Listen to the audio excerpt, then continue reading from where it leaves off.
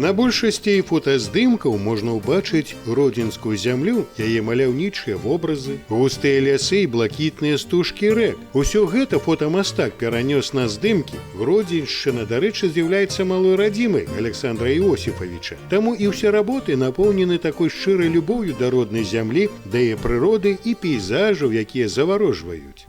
Выставка эта задумана была после того, как вышел мой фотоальбом «Гродненская земля с птичьего полета». Продолжение этого альбома – это вот избранные фотографии из этой книги, которые иллюстрируют наиболее красивые места, наиболее то, что мне понравилось и что я хотел показать всем.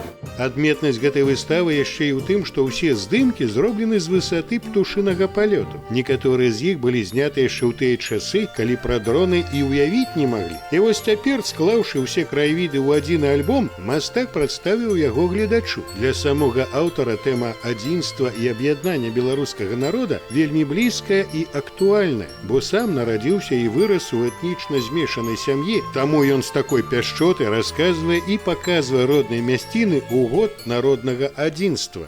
Вы ведаеце, паколькі мы знаходзімся сёння ў бібліятэцы прэзідэнцкай, паколькі сёння тут ідзе адкрыццё выставы майго сябра з Гродна Александра Іосіфавіча Ласмінскага, выдатнага фотографа.